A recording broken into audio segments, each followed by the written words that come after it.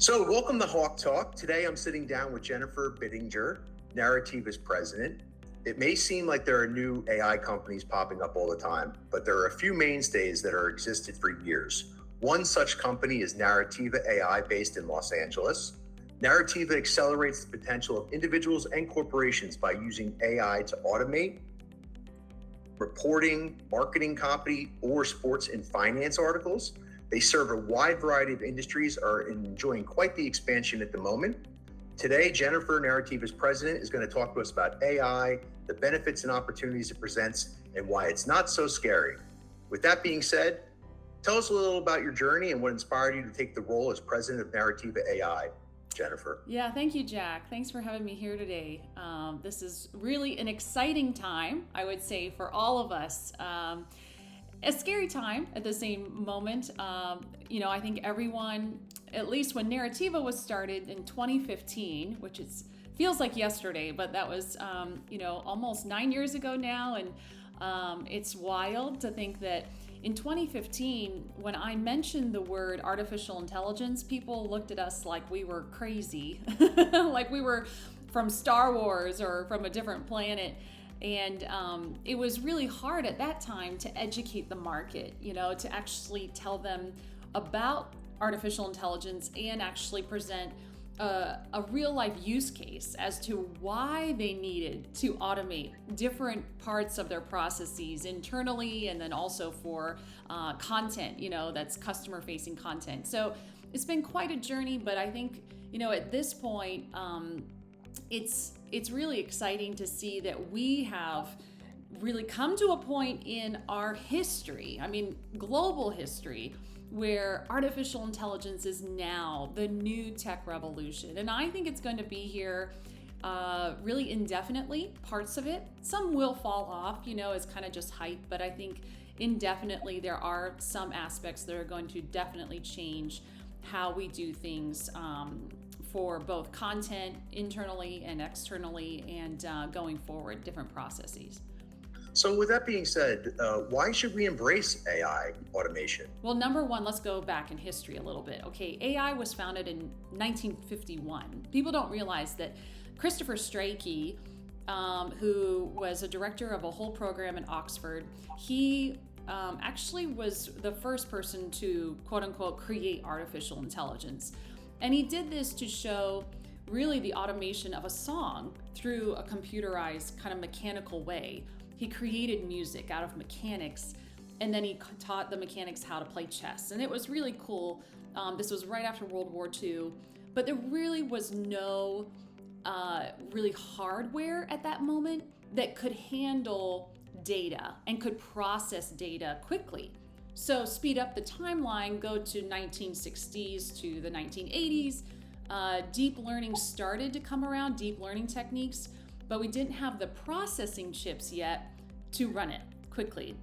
Then you come into the 80s and the 90s, Intel chip. Okay, that's when we actually had the power behind the mechanics. So it's like build a Ferrari, okay, but if you don't have the internal combustion and the pistons and the things that can actually run the horsepower for that kind of engine, it's not going to work, right? It's not going to go quickly.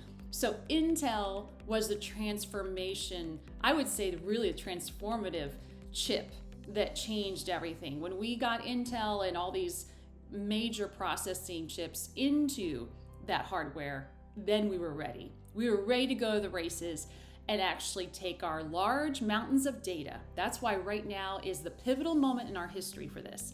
We have now all of these wonderful dashboards. We have Power BI, we have Salesforce, we have every kind of dashboard you can imagine. You have your social media that can give you all this data, which is powerful information, and you can do something with that data now. Absolutely. That's where we're at. So how can AI effectively be used to save media and entertainment companies time and money? I love that you asked this question, Jack, because I personally come out of the world of entertainment and media. I am a journalist by trade. I went to grad school for journalism. It's my love. It was my passion. It still is. Right. I think people are transformed by stories. We all are. We're transformed by stories. we're compelled to take that next step, that next big risk when we hear a powerful story. We say, I want to do something with my life. But it's hard to actually publish or send to my editor-in-chief or a copy editor great articles if I don't have enough information or I can't process the data, right? The information I need to find quickly. And so now, through what we do, like at Narrativa, and we've been doing this since 2015, we actually can take RSS feeds like, the stock market index from Dow Jones. We can actually turn it into stock market articles, like for Wall Street Journal, who's been one of our clients, and others like Financial Times, Infobuy. So I tell journalists all the time, I'm a journalist by trade. It's my passion. Listen, this is not going to take your job. It's just going to change it a little bit, okay? We're going to go from being copywriters who are actually doing the grunt work to actually being copy editors. So you think of yourself, I still need the human brain and expertise to look at the output, right? The first draft that was automatically generated by our software to make it even more compelling. How can we utilize this technology to create new content at scale? So this is the biggest thing. Narrativa now, and I know, like, I'll give you some graphics we can show with our friends here, in this video. Narrativa now has created a full no-code SaaS platform. That means that it is your AI sandbox.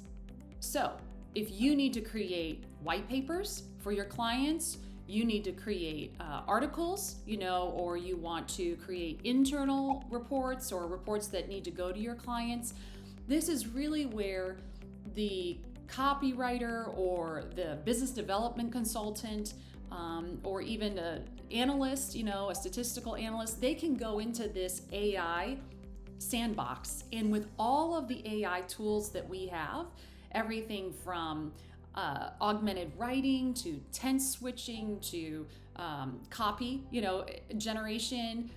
It can even do analysis and query and insights and find information for you and give you like a probability or trends of what they think's coming next. All of these tools are at your disposal.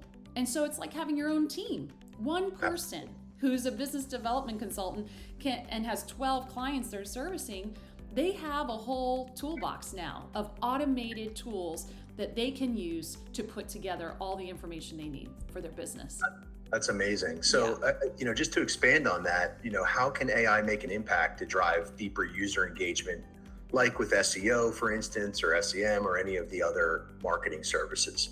Yeah, so with search engine optimization, it's great because I have, with many of our clients in gaming, media, insurance, finance, life sciences, they're using any kind of keywords they want. So they can program it with keywords or phrases that would help their SEO improve. And a really great term that we're using now, I think maybe it might be keyed by us, by Narrativa in the whole industry, no one else has used it yet, is called transformative content. It's not only going to write the copy for me, right? Like Jasper AI can do and OpenAI, some of these other GPT, but it actually can then pair other articles. It can actually link to other sources, data sources, or other medical journals that have more information that support the data, support the truths or the facts within that article. So it's really cool because it's super robust. Transformative content can be anything from articles, then it could have a complementary graphics or video automatically created on our platform to go into that transformative content. So you're like, wow, I have a whole creative agency right here, right in my hands on my laptop. So on that point, with working with your clients over the last few years, what is your favorite moment working with clients to be able to get them to understand and use AI? 2 months ago, we completed a clinical trial with the Leukemia and Lymphoma Society. And this is on our site, so it's a big testimonial. We love it. It's one of our... Yeah, it's a huge press release. I mean, just for me personally, I think AI is always better with humans in it. I always say there's because AI can do the really, the mathematical and the programmatic portions of our processing and our analysis, but humans bring the heart of it. Humans bring the morality and the ethics still that we still need in business and that we still need in life. We still need this gut instinct that we need to listen to, okay? And we should never get rid of that. That's when people start thinking AI is going to take over the world, okay? When we don't have those ethics and everything's still in there. But there's checks and balances for everything, right? Absolutely, always. And so with the Leukemia Lymphoma Society, we ran the first batch of automated patient narrative reports for their BAML trial. It's a very specific blood trial, a small one that they were conducting, and is for blood cancer research. And so what I loved was they have some of the top medical writers in the whole pharma industry that work with them on these trials. They're written up in medical journals. I mean, these people are brilliant. And when we automated the first draft of the patient narratives within minutes for quite a few patients, they said, wow, like they went through it and they saw that even in the report we generated in a Word doc, we have what's called a sidebar QC bar, and it's your quality control, and it will highlight any discrepancies in the data for you. So if there are dates that are wrong, if there are gaps in the data, like things, some data's missing, it highlights it for you, kind of like Word review, right? When you're like writing, marking up a paper. So right. They were so impressed. These medical writers went through and read through all the QC notes on the patient narratives, and they were just in shock because they said, wow, we didn't even know these discrepancies were there. I can't say their names, but there's quite a few other large pharma sponsors and biotechs that I have read reports of how they have done these $1.5 billion trials, and guess what? They go all the way to the FDA. They think they're done, and it gets denied. It is not approved, and you know why? Not because the drug's not effective, but because there are gaps and discrepancies in the data. And I'm like, well, our data analysis tool that Narrativa has developed, I mean, we could have prevented that. We could have not only saved them billions of dollars in time, but saved more lives. Right. And gotten drugs to market that needed to get to market, right? To save more people. That's amazing.